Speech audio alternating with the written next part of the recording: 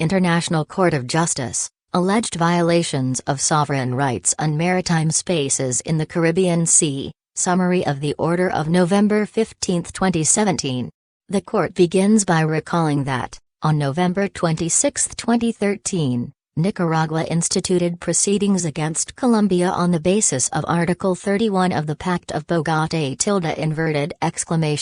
with regard to a dispute concerning violations of Nicaragua's sovereign rights on maritime zones declared by the court's judgment of November 19, 2012, in the case concerning Territorial and Maritime Dispute, Nicaragua v. Colombia, and the threat of the use of force by Colombia in order to implement these violations. It further recalls that, on December 19, 2014, Colombia raised preliminary objections to the jurisdiction of the court. By a judgment dated March 17, 2016, the court found that it had jurisdiction, on the basis of Article 31 of the Pact of Bogotá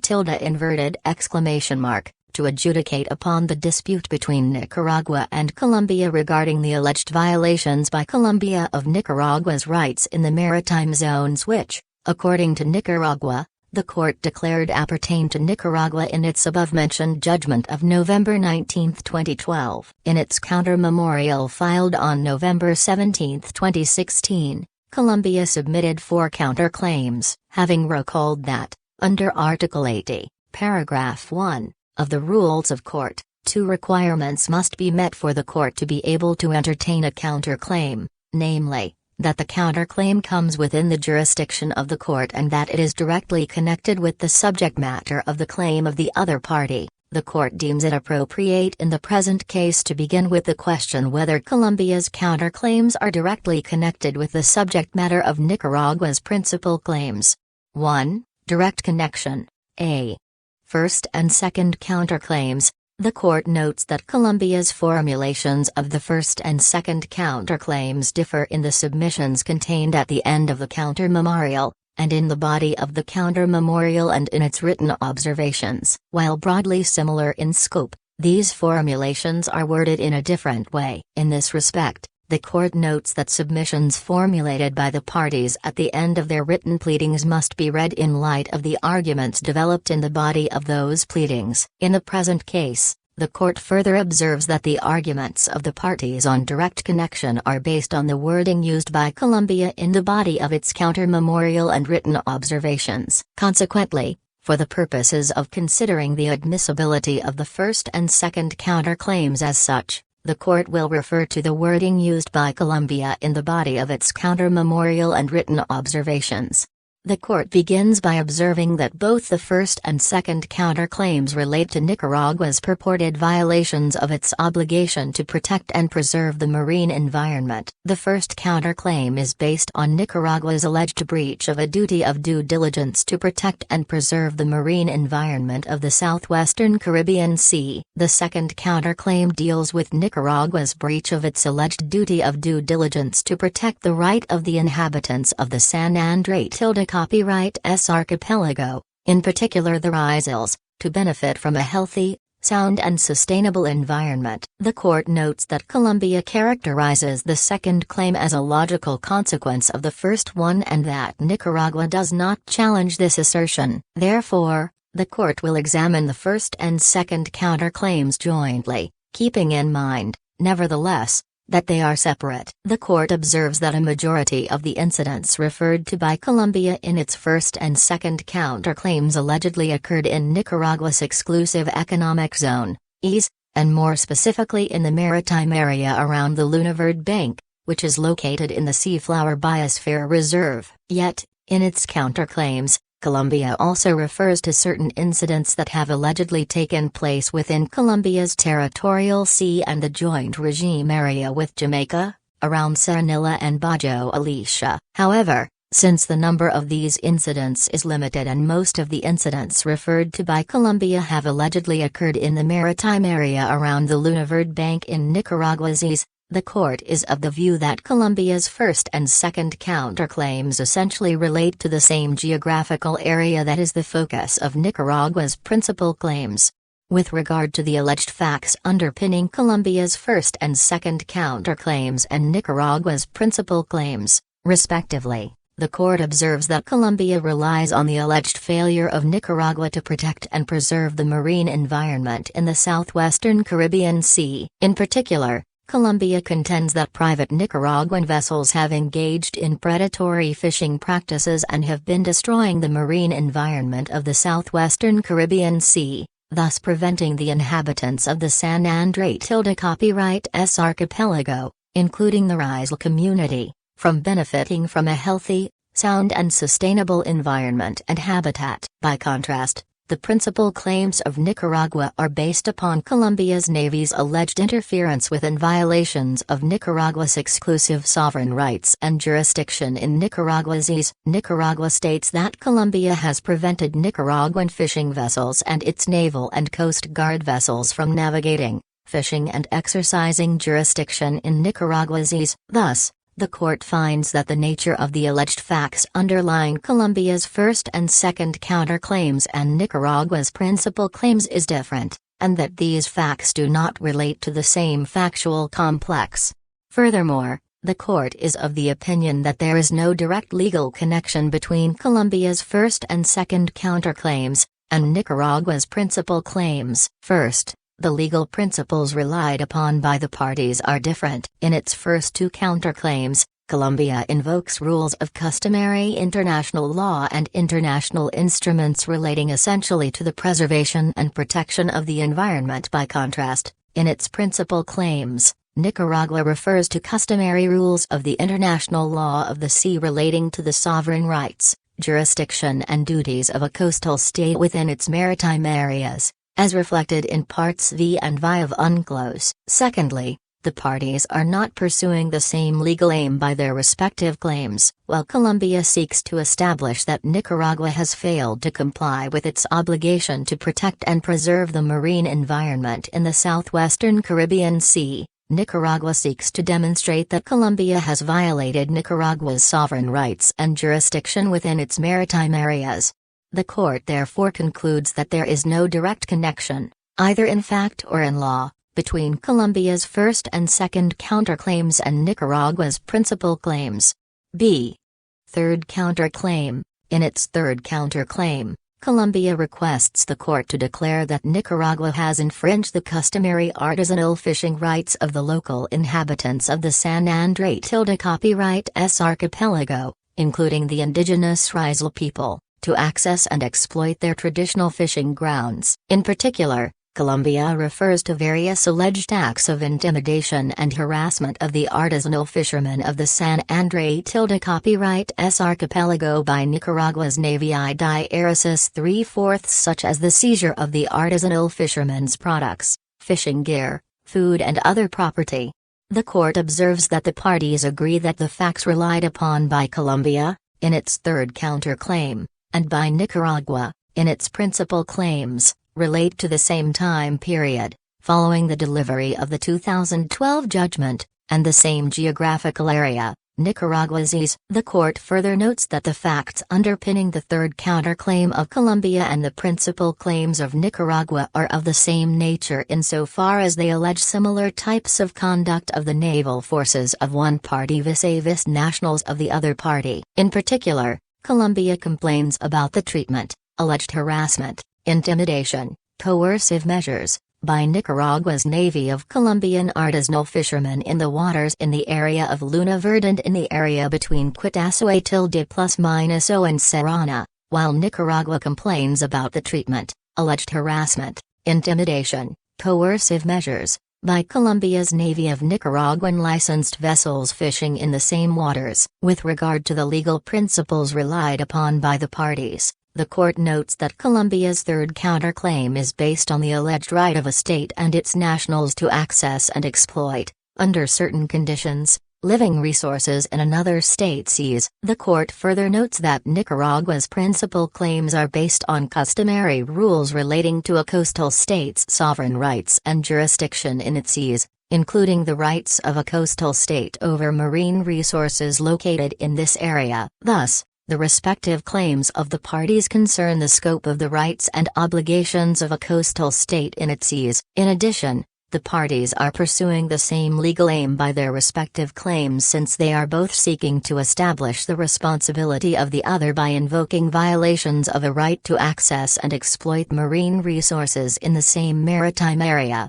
The court therefore concludes that there is a direct connection, as required by Article 80 of the Rules of Court, between Colombia's third counterclaim and Nicaragua's principal claims. C.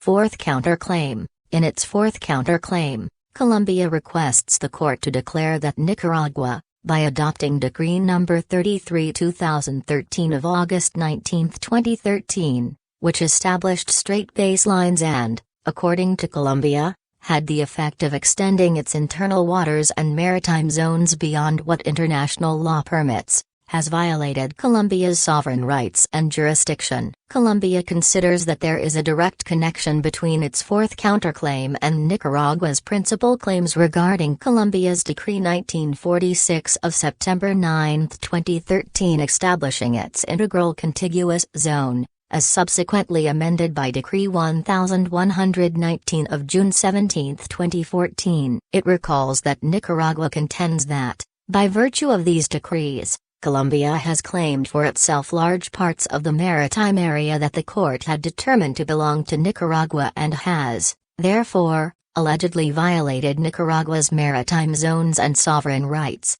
The court observes that the facts relied upon by Colombia in its fourth counterclaim and by Nicaragua in its principal claims, that is the adoption of domestic legal instruments fixing the limits or the extent of their respective maritime zones, relate to the same time period. It notes, above all, that both parties complain about the provisions of domestic law adopted by each party with regard to the delineation of their respective maritime spaces in the same geographical area, namely in the southwestern part of the Caribbean Sea lying east of the Nicaraguan coast and around the Colombian archipelago of San Andrés. Copyright S. The court also notes that Nicaragua claims the respect of its rights in the seas and that the limits of Nicaragua's seas depend on its space lines, which are challenged in Colombia's fourth counterclaim. It further observes that, in their respective claims, Nicaragua and Colombia allege violations of the sovereign rights they each claim to possess on the basis of customary international rules relating to the limits, copyright time and spatial extent of the seas and contiguous zone, in particular in situations where these zones overlap between states with opposite coasts. In addition, it notes that the parties are pursuing the same legal aim by their respective claims, since each is seeking a declaration that the other party's decree is in violation of international law. The court therefore concludes that there is a direct connection, as required by Article 80 of the Rules of Court, between Colombia's fourth counterclaim and Nicaragua's principal claims. 2. Jurisdiction. The court then examines whether Colombia's third and fourth counterclaims meet the requirement of jurisdiction contained in Article 80, Paragraph 1. Of the Rules of Court. The court recalls that, in the present case, Nicaragua has invoked Article 31 of the Pact of Bogotá as a basis of the court's jurisdiction. According to this provision, the parties to the pact recognize as compulsory the jurisdiction of the court so long as the present treaty is in force. Under Article LVI, the pact remains in force indefinitely, but may be denounced upon 1 year's notice. Thus, after the denunciation of the pact by a state party, the pact shall remain in force between the denouncing state and the other parties for a period of 1 year following the notification of denunciation. Colombia ratified the Pact of Bogotá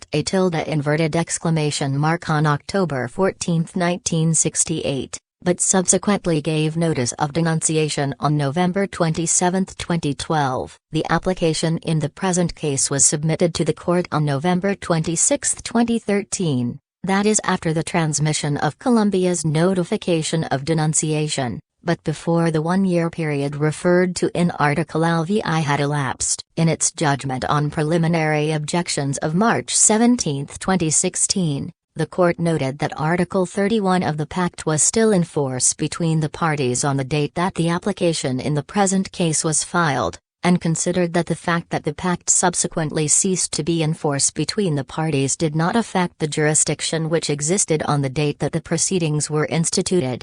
Colombia, relying on Article 31 of the Pact of Bogotá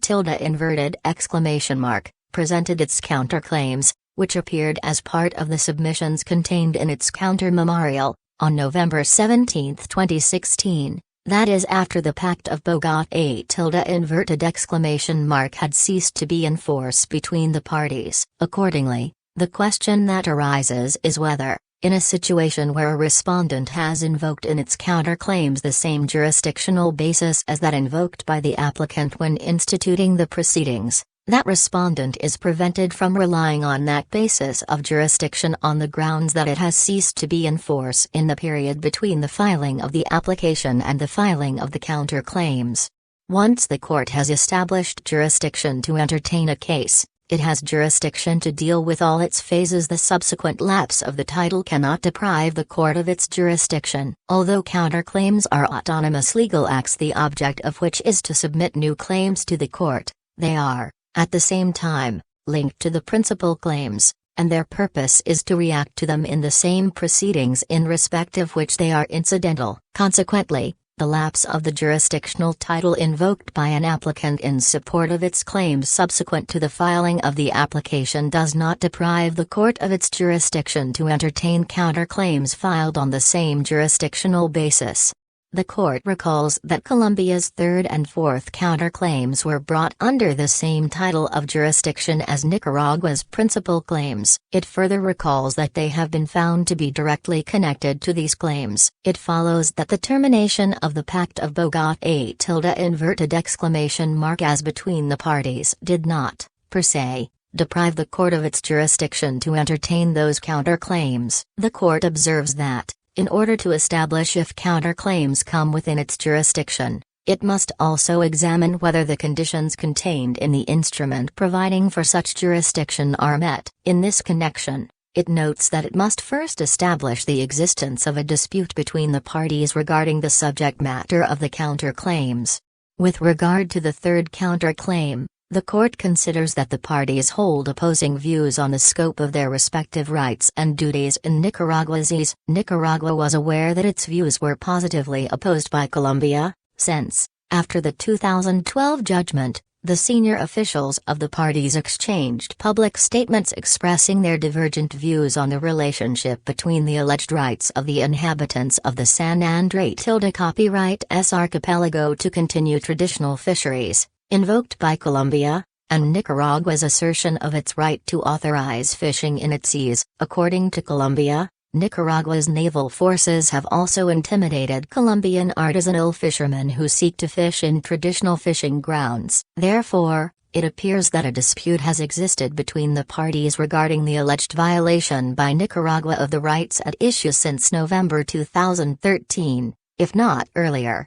With regard to the fourth counterclaim, the court considers that the parties hold opposing views on the question of the delineation of their respective maritime spaces in the southwestern part of the Caribbean Sea, following the court's 2012 judgment. In this regard, the court notes that, in a diplomatic note of protest addressed to the Secretary-General of the United Nations on November 1, 2013, the Minister for Foreign Affairs of Colombia stated, inter alia, that the Republic of Colombia wished to inform the United Nations and its member states that the strait baselines claimed by Nicaragua, in Decree No. 33/2013 of August 19, 2013, were wholly contrary to international law. The court further observes that, referring to this diplomatic note, Nicaragua acknowledged that here was, therefore, a dispute on this issue. Thus,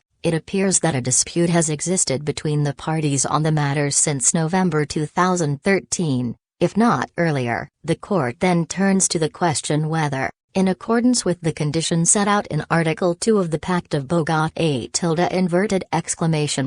the matters presented by Colombia in its counterclaims could not, in the opinion of the parties, be settled by direct negotiations. With respect to the third counterclaim, the court notes that, Although following the 2012 judgment, the parties have made general statements on issues relating to fishing activities of the inhabitants of the San Andrés Copyright S archipelago, they have never initiated direct negotiations in order to resolve these issues. This shows that the parties did not consider that there was a possibility of finding a resolution of their dispute regarding the question of respect for traditional fishing rights through the usual diplomatic channels by direct negotiations. Therefore, the court considers that the conditions set out in Article 2 of the Pact of Bogotá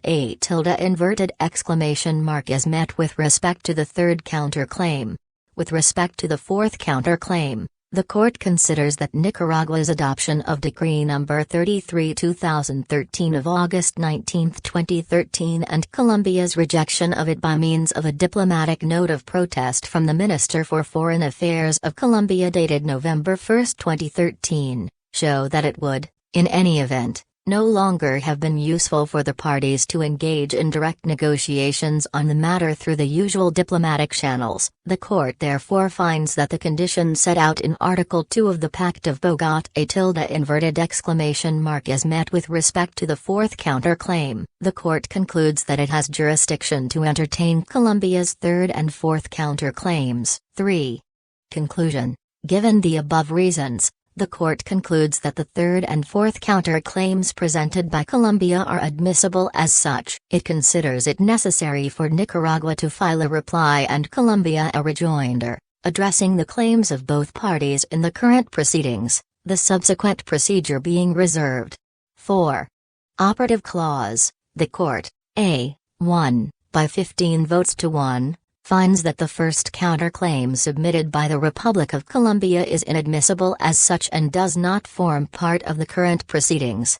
In favor, President Abraham, Vice President Yusuf, Judges Oada, Tumka, Benauna, Canatilda, Section Adu, Trindade, Greenwood, Zoo, Donahue, Gaja, Sebutant, Bandauri, Robinson, Jivirjan, Judge Ad Hoc. Against, Judge Ad Hoc Karen. 2. By 15 votes to 1, finds that the second counterclaim submitted by the Republic of Colombia is inadmissible as such and does not form part of the current proceedings. In favor, President Abraham, Vice President Yusuf, Judges Oada, Tumka, Benauna, Canatilda, Section Adu, Trindade, Greenwood, Zoo, Donahue, Gaja, Sebutant, Bandauri, Robinson, Jivirjan, Judge Ad Hoc.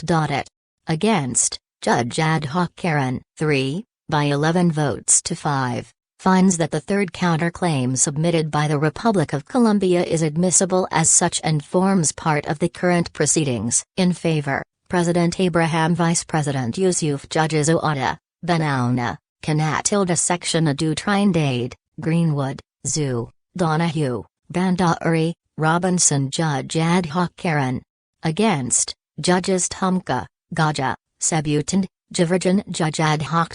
4, by 9 votes to 7, finds that the fourth counterclaim submitted by the Republic of Colombia is admissible as such and forms part of the current proceedings. In favor, President Abraham, Vice President Yusuf, Judges Oada, Benauna, Canatilda, Section Adu, Trindade, Zoo, Bandauri, Robinson, Judge Ad Hoc Karen. Against, Judges Tumka, Greenwood, Donahue, Gaja, Sebutant, Jivirjan, Judge Ad Hoc. B, unanimously, directs Nicaragua to submit a reply and Colombia to submit a rejoinder relating to the claims of both parties in the current proceedings and fixes the following dates as time limits for the filing of those pleadings. For the reply of the Republic of Nicaragua, May 15, 2018. For the rejoinder of the Republic of Colombia, November 15, 2018, and reserves the subsequent procedure for further decision. Vice President Yusuf appends a declaration to the order of the court. Judges Tumka, Gaja, Sebutant, Jivirjan and Judge Ad Hoc. It append a joint opinion to the order of the court. Judge Canadu Trindade appends a declaration to the order of the court. Judges Greenwood and Donahue append separate opinions to the order of the court. Judge Ad Hoc Karen appends a dissenting opinion to the order of the court. Declaration of Vice President Yusuf. 1. Judge Yusuf agrees in general with the court's order on the admissibility of Colombia's counterclaim. Nonetheless, he wishes to make some remarks expanding on certain aspects of the requirement on jurisdiction contained in Article 80 of the Rules of Court. 2. In Judge Yusuf's view, the Court has not previously elaborated in an adequate manner on what is meant by the jurisdictional limit of Article 80, which requires that a counterclaim comes within the jurisdiction of the Court. 3. One aspect of counterclaims is their autonomous character. Another aspect of counterclaims is that they are intimately linked to and grafted onto the ongoing procedure that was initiated by the principal claim. Thus, while counterclaims are functionally autonomous in that they are addressed separately from the principal claim, they are also incidental in that they are affixed to the main proceedings. 4. The scope of jurisdiction of the Court is established according to the limits set forth in the instrument that founds the jurisdiction of the Court. It is imperative for the Court, when examining the admissibility of counterclaims that purport to be based on the same title of jurisdiction as the principal claim, to ensure that those counterclaims fall within the scope of the jurisdiction thus prescribed. In this type of scenario, the Court need not establish its jurisdiction over the counterclaims de novo. 5. In the present case, the jurisdiction of the Court had already been established by the Court in its judgment on preliminary objections, which made it unnecessary for the Court to examine anew whether a dispute exists between the parties. The Court should have simply ascertained whether the counterclaims falls within the bounds of the jurisdiction that the Court has already found to exist. This approach promotes procedural economy as it enables the Court to adjudicate in a holistic manner on the dispute brought before the Court. 6.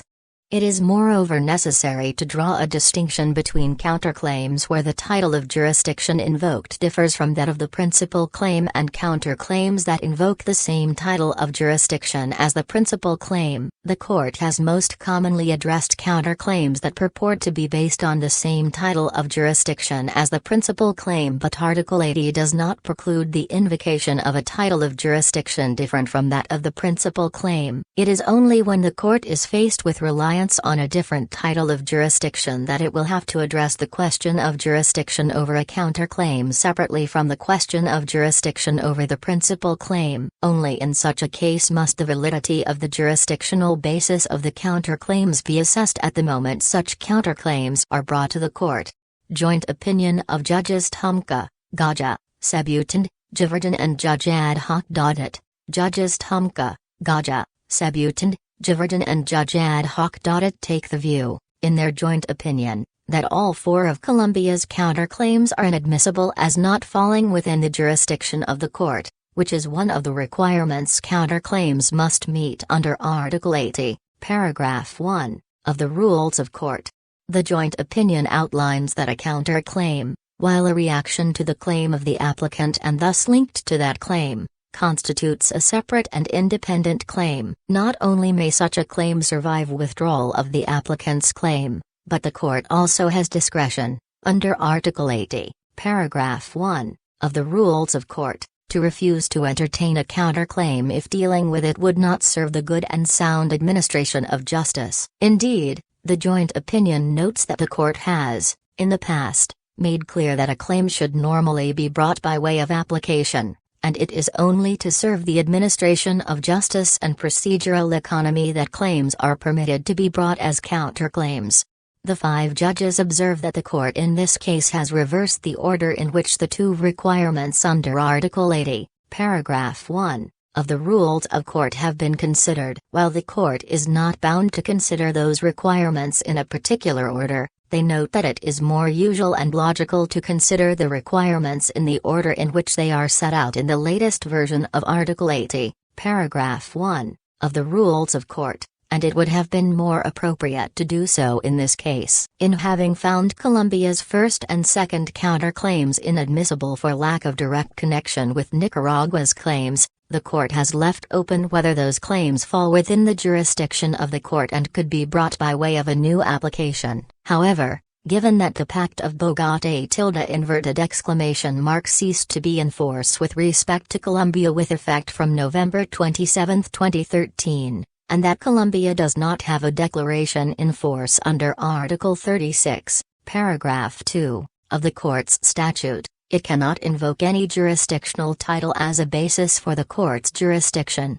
The joint opinion continues that, even if one takes the view that the court's jurisdiction extends to the dispute between the parties, the counterclaims of Colombia in this case do not concern the same dispute as that defined by the court in its 2016 judgment in this case. In respect of the first, second and third counterclaims, this is made clear by the 2016 judgment itself, while the fourth counterclaim is also distinct from that dispute. The joint opinion considers that there is no reason for asserting that the jurisdiction of the court over identical claims should depend on whether they are presented as counterclaims or separately, by means of an application. It outlines that the majority's reliance on the Notbam case is inapposite to the issue of jurisdiction over counterclaims, that case being concerned, as it was, with the critical date for the establishment of the court's jurisdiction over a claim instituted by way of a unilateral application. The fact that the two parties had Article 36, paragraph 2, declarations in force as at the date the application was filed sufficed to enable the court to deal with all the aspects of the claim formulated therein. However, the court in that case did not address, even implicitly, counterclaims. The 5 judges query how it is possible for a counterclaim to be brought on the basis of a jurisdictional title that has lapsed, observing that the view of the Committee for the Revision of the Rules of Court appears to be contrary to the approach taken by the majority in this case. Moreover, the joint opinion raises concerns with the court's speculation that an applicant might remove a basis of jurisdiction once an application has been filed. It observes, first, that such a situation has never occurred and, secondly, that such an action would raise concerns with respect to the pursuit by the applicant of litigation in good faith. The joint opinion concludes that, the jurisdiction of the court being based on consent and Colombia having withdrawn its consent prior to the filing of its counterclaims, Colombia could hardly have complained if the court had dismissed all its counterclaims for lack of jurisdiction. Declaration of Judge Canat Section adjudicate. 1. In his declaration, Judge Canat Section adjudicate observes at first that he has concurred with the adoption of the present order, of November 15, 2017, of the International Court of Justice, ICJ, in the case concerning alleged violations of sovereign rights and maritime spaces in the Caribbean Sea, Nicaragua versus Colombia, wherein the court has taken the proper course in respect of the 4 counterclaims, namely, finding the first and second inadmissible, and the third and fourth admissible, yet he feels obliged, at the same time, to lay on the records his reflections on one particular point to which he attributes special relevance. 2. The point, as indicated in the order, relates to the third counterclaim. It is that of the traditional fishing rights of the inhabitants of the archipelago of San Andrés. Copyright S. Other related points such as the rationale and admissibility of counterclaims, the cumulative requirements of Article 81 of the Rules of Court, jurisdiction and direct connection to the main claim, and the legal nature and effects of counterclaims, have already been dealt with in detail by Judge Canat Section adjudicate in his extensive dissenting opinion in the case of jurisdictional immunities of the state, Germany vs. Italy, counterclaim, order of June 7, 2010, to which he deems it sufficient only to refer to in the present declaration. 3. He adds that, even though counterclaims are interposed in the course of the process, being thus directly connected to the main claim and integrating the factual complex of the **diaresis, and so giving an impression of being incidental, this does not deprive them of their autonomous legal nature. Counterclaims are to be treated on the same footing as the original claims, in faithful observance of the principio du contradicto ire, thus ensuring the procedural equality of the parties. The original applicant assumes the role of counterclaim respondent, reus in excipiendo fit actor, para. 4. Yet, he proceeds, the court's practice in relation to counterclaims is still in the making. Thus, in the search for the realization of justice, there is still much to advance in this domain, para. 5. In his perception, for example, both claims and counterclaims require, in my perception, prior public hearings, so as to obtain further clarifications from the contending parties, para. 6. The court, in any case, is not bound by the submissions of the parties. It is perfectly entitled to go beyond them, so as to say what the law is, jurisdictio, in enlarging the factual context to be examined in the adjudication of a dispute. Main claims and counterclaims provide elements for a more consistent decision of the international tribunal seized of them. Para. 6. 5. Almost 8 decades ago, Judge Canatilda Section du Trindade recalls, international legal doctrine was already apprehending the autonomous legal nature of counterclaims. Counterclaims are not simply a defense on the merits in requiring the same degree of attention as the main claims. The counterclaims assist in achieving the sound administration of justice, la bonne administration de la justice. The same treatment is to be rigorously dispensed to the original claim and the counterclaim as a requirement of the sound administration of justice, la bonne administration de la justice. Judge Canatilda Section du Trindade adds that they are, both, autonomous, and should be treated on the same footing, with a strict observance of the principio du contradicto ire. Only in this way the procedural equality of the parties, applicant and respondent, rendered respondent and applicant by the counterclaim, is secured. Paris. 7-8. 6. As to the key point he singles out, Judge Canatilda Section du Trindade observes that this is not the first time that, in a case of the kind, the ICJ takes into account, in an interstate dispute, the basic needs and in particular the fishing rights of the affected segments of local populations, on both sides. It is significant he recalls that in 3 other ICJ decisions along the last 8 years, concerning, like the present one, Latin American countries, attention has constantly been given to the point at issue, like in the Castilla di Erices. Thus, in the case of the dispute regarding navigational and related rights, Costa Rica vs. Nicaragua, judgment of July 13, 2009, the ICJ upheld the customary right of subsistence fishing of the inhabitants of both banks of the San Juan River. Paris. 9-10. 7. Subsequently, in the case concerning pulp mills on the river Uruguay, Argentina vs. Uruguay, judgment of April 20, 2010, the court likewise took into account aspects pertaining to the affected segments of local populations on both sides, and consultation with them. In his separate opinion appended to that judgment, Judge Canatilda Section du Trindade ponders that the 2 aforementioned cases, concerning Latin American countries attentive to the living conditions and public health of neighboring communities, the ICJ has looked beyond the strictly interstate dimension, into the segments of the populations concerned, and the Latin American states pleading before the ICJ have been faithful to the deep-rooted tradition of Latin American international legal thinking, which has never lost sight of the relevance of doctrinal constructions and the general principles of law. Paris. 11-12. 8. More recently, in the case concerning the maritime dispute, Peru vs. Chile, judgment of January 27, 2014, in the Pacific Coast in South America, the ICJ expressed its awareness of the importance that fishing has had for the coastal populations of both parties. It made clear once again Judge Canatilda Section du Trindade proceeds that, despite the fact that the dispute was an interstate one and the mechanism of peaceful judicial settlement is also an interstate one, there is no reason to make abstraction of the needs of the affected persons in the reasoning of the court, thus transcending the strict interstate outlook. Para. 13. 9.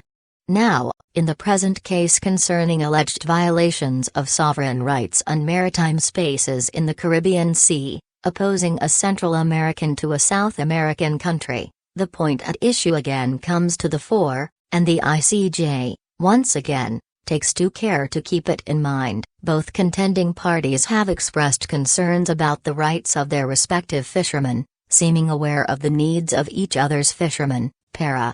14. Special attention has been given to the fishermen from the local population of the archipelago of San Andrés tilde copyright S. Providencia and Santa Catalina, Los Pueblos Rizales, the Rizal people, in particular their traditional and historic fishing rights from time immemorial, and the fact that they are vulnerable communities, highly dependent on traditional fishing for their own subsistence. Para. 14. 10. For its part, the ICJ, in the present order, notes that the facts relied upon by both parties relate to the same time period, the same geographical area, and are of the same nature insofar as they allege similar types of conduct of the naval forces of one party vis-a-vis nationals of the other party, engaged in fishing in the same waters. Para. 16. In sequence, in its considerations on jurisdiction, the ICJ again dwells upon the traditional fishing rights of the inhabitants, artisanal fishermen, of the archipelago of San Andrés. Copyright S. Para.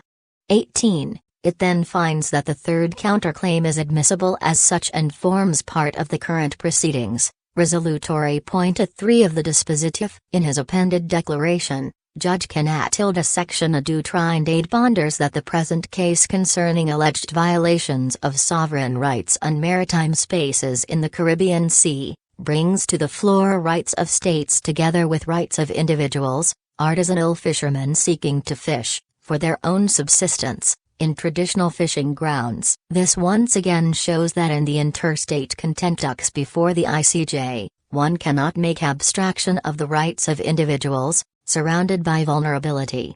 The human factor has, in effect, marked presence in all four aforementioned cases concerning Latin American countries. In my perception, this is reassuring, bearing in mind that, after all, in historical perspective, it should not be forgotten that the state exists for human beings, and not vice versa. Whenever the substance of a case pertains not only to states but to human beings as well, the human factor marks its presence, irrespective of the interstate nature of the contentus before the ICJ, and is to be taken duly into account by it, as it has done in the aforementioned Latin American cases. It is, furthermore, to be duly reflected in the court's decision, Paris.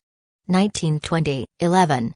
Judge Cannat section adjudicate adds that Latin American international legal doctrine has always been attentive also to the fulfillment of the needs and aspirations of peoples, keeping in mind those of the international community as a whole, in pursuance of superior common values and goals, as well as to the importance of general principles of international law, reckoning that conscience, recta ratio, stands well above the a will, faithfully in line with the long-standing justnaturalist international legal thinking. Para.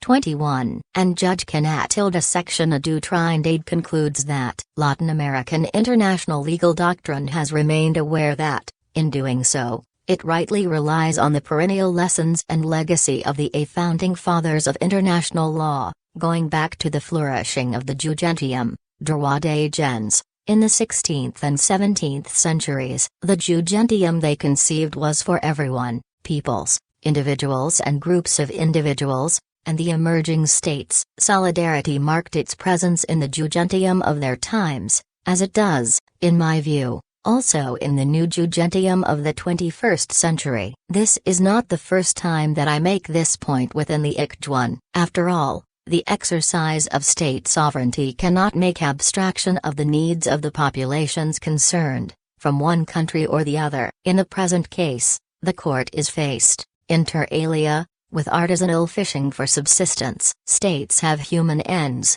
they were conceived and gradually took shape in order to take care of human beings under their respective jurisdictions. Human solidarity goes pari passu with the needed juridical security of boundaries, land and maritime spaces. Sociability emanated from the recta ratio, in the foundation of jugentium, which marked presence already in the thinking of the founding fathers of the law of nations, droit des gens, and ever since and to date, keeps on echoing in human conscience. Paris. 22-23. Separate opinion of Judge Greenwood. In his separate opinion, Judge Greenwood recalls that, while he has joined the majority with respect to the third counterclaim raised by Colombia, his reasoning differs in certain respects from that in the order. Further, Judge Greenwood dissents in respect of the court's finding on Colombia's fourth counterclaim. In relation to the third counterclaim, Judge Greenwood considers that the test for a direct connection between the Nicaragua's claim and the third counterclaim has in this case revealed that the subject matter of the dispute raised by the claim and the counterclaim are one and the same. He recalls that the court has already, At the preliminary objections phase, considered whether the dispute raised by the principal claim falls within the terms of the jurisdictional limits of the Pact of Bogotá ! As such, Judge Greenwood considers that it was unnecessary and somewhat artificial for the court in its order to engage in a separate analysis of the third counterclaim's ability to meet the Pact of Bogotá! S jurisdictional requirements. In relation to the fourth counterclaim, Judge Greenwood finds that the status of the area in which the incidents that lie at the heart of Nicaragua's claim are said to have taken place would not be affected by any decision regarding Nicaragua's baselines. On this basis, he disagrees with the court in its finding of a direct connection between the counterclaim and the subject matter of the principal claim. Separate opinion of Judge Donahue. The Pact of Bogotá! Was in force between the parties when Nicaragua filed its application, but that was no longer the case when Colombia submitted its counterclaims. In these circumstances, Judge Donahue considers that the court has jurisdiction over Colombia's counterclaims only to the extent that each counterclaim falls within the dispute that was the subject matter of Nicaragua's application.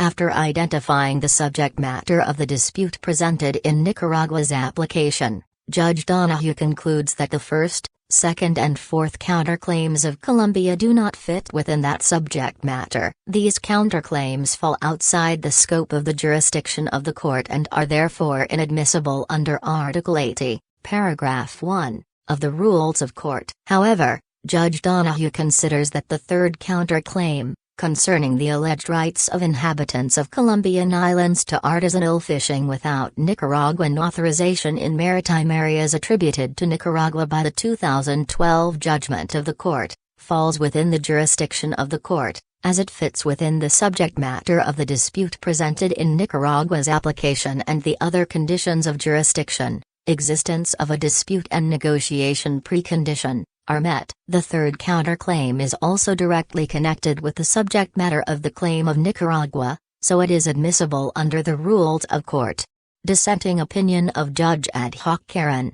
Judge Karen dissents in respect of the court's finding on Colombia's first and second counterclaims inasmuch as the court finds that there is not a direct connection either in fact or in law between Colombia's first and second counterclaims and the subject matter of Nicaragua's principal claims. Judge Karen also dissents regarding the principles that animate the direct connection requirement. In particular, Article 80 of the Rules of Court does not require that the direct connection must exist both in fact and in law. Judge Karen dissents because in his view, the connection need only exist in fact or in law. Judge Karen dissents from the court's order in respect of the direct connection because the Presidential Decree 1946 is a core part of the factual complex underlying Nicaragua's claim and the court's direct connection analysis does not recognize that the factual complex underlying Colombia's first and second counterclaims consists of the very same facts that led in significant part to the issuance of the decree. Judge Karen recalls that the court's order, in respect of the first and second counterclaims concludes in paragraph 37 that the nature of the alleged facts underlying Colombia's first and second counterclaims and Nicaragua's principal claims is different. However, a central aspect of the subject matter of Nicaragua's claim and the factual complex underlying it is Colombia's integral contiguous zone established by its Presidential Decree 1946 of September 9, 2013. The court's order notes in paragraph 12 that Nicaragua in this proceeding seeks the revocation of laws and regulations enacted by Colombia, which are incompatible with the court's judgment of November 19, 2012 including the provisions in the Decrees 1946 of September 9, 2013.